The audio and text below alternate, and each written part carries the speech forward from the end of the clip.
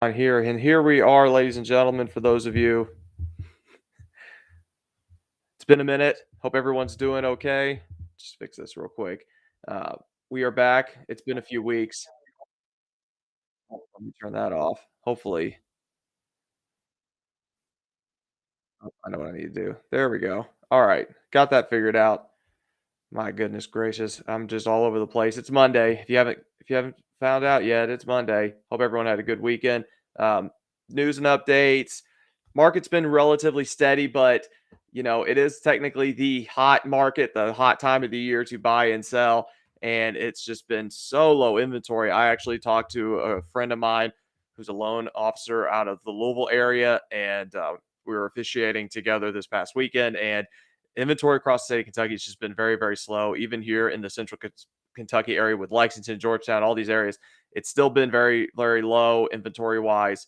So just kind of understand that. So if you're shopping, you just got to be ready to go. And, if you're not in a hurry, you've probably got a little bit of an advantage for the people who have to move right now or have to get going right now. It's going to be a little tougher for you. Just you got to be ready for that. So my most recent deal, we actually were looking every single day. Homes came up every single day, and we would go look at it just to make sure. Then finally, we did go see one. They loved it. We had an offer already written up just because it was that intense and that steady that we had to be ready to go. And they liked it. I sent it to them. They signed it. We had it in within the first 2.5 hours. The house was on the market, and we had it under contract that afternoon. So the inventory is this low, you have to be in that mindset and that fast, that ready to go, because they had offers in the next day, and I don't know if we would have gotten it. I think we had a pretty decent offer right out of the gate, kind of gave them exactly what they wanted, and so it wasn't that big of a hurdle for us to get it. So let's talk about some statistics. I don't have everything that I'm usually having today. Again, it's Monday. I just want to make sure I got this out there. Had 80 homes closed in Lexington. That's been about the average. It was definitely in the 50s in the earlier months of the year, but now that we're in the summer months, we're definitely going to start to see a little bit of a higher number. Uh, Georgetown, all the areas surrounding Lexington actually have been very consistent with their numbers. A few weeks ago, this was 15. Now it's 18 homes have closed this past week, which that's not terrible. For sales, you had two. Winchester, four. Again, these are normal numbers. Paris sometimes has none, no homes closed. Sometimes they only have one, or sometimes they got five. I think I had 10 at one week, and that was probably the last week of April, which is about the peak, the real peak time of the spring season in home sales. Nicholasville, seven. Richmond, you had 19. Richmond's going to explode. I'm telling you, it's coming. There's so many new homes being built out in Richmond, Kentucky. Frankfurt, 12. And then I'm going to actually look on my other screen. You guys are going to be looking at me, but I'm going to be pulling up my other screen, and I'll just kind of I'll read you off some of the statistics of active homes just so we can kind of see what's going on right now in these different areas. It's not going to be that hard for me to switch between cities. So, like, let's look at Lexington. Lexington currently has 197 homes active on the market. Before 2023, it was easily in the 200 ranges, 250. So the fact that we're still under 200 is a little bit sad, and just kind of shows you just how limited the market is. Georgetown's got tons of properties, though. They got 218. They've had easily over 200 homes on the market throughout this year, so that's not that surprising. For sales is right at 37 homes on the market. Look at Paris. Paris has got 19. That's not too bad for Paris area. Winchester, my neck of the woods, it's got 62 homes currently on the market. So if you're looking in the Winchester area, there are some options out here. Richmond, let's look at Richmond real quick. 91. They're usually over the 100 range. So again, that's another sign that there's not that much inventory out there. Frankfurt, you're at 51.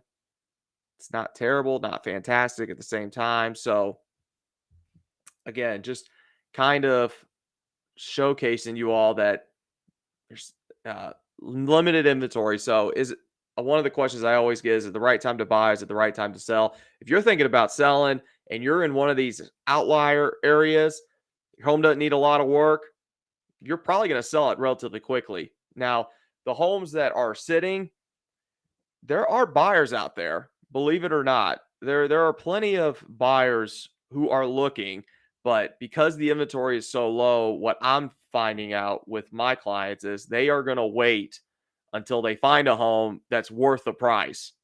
So people are talking about, is it a seller's market? Is it a buyer's market? I mean, we're kind of dead even right now, just because if you are a seller and you have a minimum price range that you are not going to go under, you could wait a minute. You could be out there for a few months waiting for someone to come along who's willing to pay that price. And with the interest rates flexing the way that they are, you don't know what each month's going to entail. It looked like for a minute there we were going to creep over the 7.5 range. Now we're back down to roughly 6.2, depending on where you are and who's qualifying you. Um, Now I'm hearing rumors that we're going to get back into the fives, but we were supposed to get into the fives like a week or two ago. And so we're not there yet. So it's a waiting game almost. If you are a seller and a buyer, sellers, how motivated are you? How much do you really want to put, put out and get out of that house? Same thing with the buyers. What's your time frame? Are you willing to wait a year to see what the market does? I mean, we're in 2023 right now. We're heading towards 2024 with upcoming elections and things like that. That could easily impact the market. So um, we're definitely not in a housing market crash. We're not in that. I was doing some research and I talked to some other realtors. We're not even seeing the same numbers that we saw back in '08 and '09. So I wanted to kind of alleviate any worries, any stresses from anybody that might be thinking we're about to hit a housing market crash. We're not there yet. We're actually seeing an increase in certain areas, especially with like the prices people are paying. We'll actually go over that real quick on closed homes. So let's go ahead and continue with the closed homes statistics. So days on market, Lexington's at 28. It's been in the 15 range the last couple of weeks. But here's some kickers. Georgetown, the homes that close, 7 days. That's the average for the homes that closed in Georgetown. Okay. Georgetown had 18 homes close. The average days on market for those homes was a week. That's very, very quick. That is a moving market. Okay. Now, this next one we're going to show for sales. For sales, you can say has two, but the same thing. They both were on there for a week on average. Okay. That's showing that people are looking outside of Lexington and outside of the kind of the metropolitan area. Now, Winchester's a little skewed, got smaller numbers, 40. Paris, it had one house, remember? So, and it took 153 days for it to sell. So, just kind of understand that when you got the small numbers, those numbers can be kind of interesting. Let's look at the price for the homes that closed in Lexington. 80s homes closed. The average was $400,000. If you want a decent home in Lexington, you're easily hitting 300,000, 350. That's why I say decent home. Like, doesn't need a lot of updates. Isn't 50 years old. Isn't going to be a project when you walk in. You can easily spend $200,000 in Lexington and then have to put another $50,000 into it to fix it up and to get it to where it's not even just past livable, just where you want it to be. So just kind of understand that. Georgetown, average price 285 for sales, 273. You'll get a real nice home in for sales for 273,000. Same thing with Winchester. You're at 288. Remember, this home in Paris, there was only one home and it sold for 575,000. You got a lot of horse country up there in Paris. So just remember that, ladies and gentlemen, when it comes to the price ranges in some of these areas. Nicholasville, same thing, 537,000 is the average price. Richmond, a $400,000 home will be very, very nice. Um, we have a featured listing in Richmond, Kentucky, ladies and gentlemen. I just posted it on our channel. Definitely check that out. Literally just posted it like half an hour ago. It's a $400,000 home here in Richmond, Kentucky. In Lexington, it's easily $500,000 just because of the status of the house and the area, the yard. The yard's huge. If you had this house in Lexington, that's a $500,000 house easily. So go check that video out if you haven't already. And if you know people again who are searching in the area, definitely go check it out and let them know that we've got these there are beautiful homes out there. 252,000 for the average price in Frankfort. Now let's see sold to list ratio. So this is kind of another key factor in like a housing market crash is if these homes are not selling for what they're being put on the market. Lexington 100%. 100%. The average home sold for what it was listed for. Now, granted, if you originally listed your home for $400,000 and it sat on the market for 100 days, no one touched it, you put the listing down to like 380 and then it sold, the sold to list ratio is still 100%.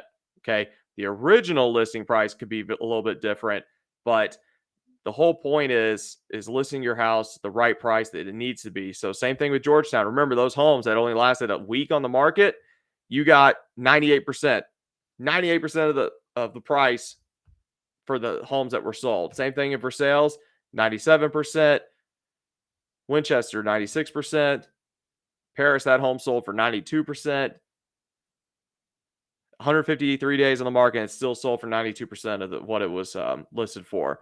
Nicholasville is 98. Richmond had 99%. Frankfort, 98%. So again, are we facing a housing market crash? Facebook family, no, we're not. We're not there yet. We're not even close. Okay. Like it's the numbers and the trajectory are not in line to what a housing market crash looks like. So the top tier questions, is it time to sell? This is a fantastic time to sell. This is probably the best time of the year to sell in our market. It's, the middle of April is the best time of the year to sell. And then kind of just like the temperatures where it peaks and comes back down, we're still way, way up there in that peak range. So if you're thinking about listing your home or you know someone that's thinking about listing their home, you got to let me know. You got to reach out to me. Definitely know what we're doing over here with the Deuce Kirk team. And so we're ready to rock and roll. Is it time to buy?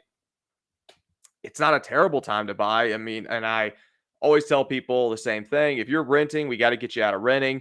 That's, long-term wise, we're not doing much for you building up any equity. We're not really doing much for you down the line of getting you to that home that you really, really want to be in and that school district that you really, really want to be in. So all those things kind of play into a factor. And I keep telling people, if you're thinking about moving to Richmond, fantastic. Richmond's going to explode in the next 5 to 10 years. It really is. I'm excited for that opportunity. I've got some clients that are moving down there. We've got them locked in on homes. So and a lot of them are their starter homes. So again, those starter homes are your 5-year home. And then, you get married, you have a kid, whatnot, you want to upgrade. That's why they call them starter homes. They get you started down that line to get you into the home that you really, really want to be in. So, we're in our starter home, but my wife still thinks it's our forever home, and that's okay. It is a nice little home. We're doing everything we can to elevate it to where we want it to be, the way we want it to be it. So I think when you do that as a homeowner, it actually makes it harder and harder for you to actually want to move out. But it's okay. It's all right. So is it time to buy? That's a tough question. That's also very what's your time frame? Do you have to move? Are you selling your home? Are you renting? Is your lease going up? Those are a lot of the questions you need to ask. If you can wait, it's not the worst thing ever. Wait for that right home to come up. Make sure you're spending your money on something that you really, really want to live in for the next, 5 to 10 years. Again, that way you could build up your equity and then, move on to the next home and get yourself where you want to go. So we're not going to talk much more about that. I know I skipped over some statistics that I usually cover. Usually it's just active listings, but I kind of breezed through that. We didn't talk about homes under contract. We will talk about that next week. As I said, boys lacrosse is over. So now I've got a little bit more free time in the evenings. Going to be posting more and more videos. Again, videos kind of took a little bit of a hit on the channel, and that's okay. But we'll get back going into that. Feel free to shoot me an email, shoot me a text, shoot me a message, a comment. Let me know what you're interested in learning more about. If you are trying to move to the area of Lexington, Kentucky, or the surrounding areas, let me know what interests you, and we'll do what we can to make sure we get that out there. Ladies and gentlemen, you guys have a great day. I'll talk to you soon, and we'll see you guys next week.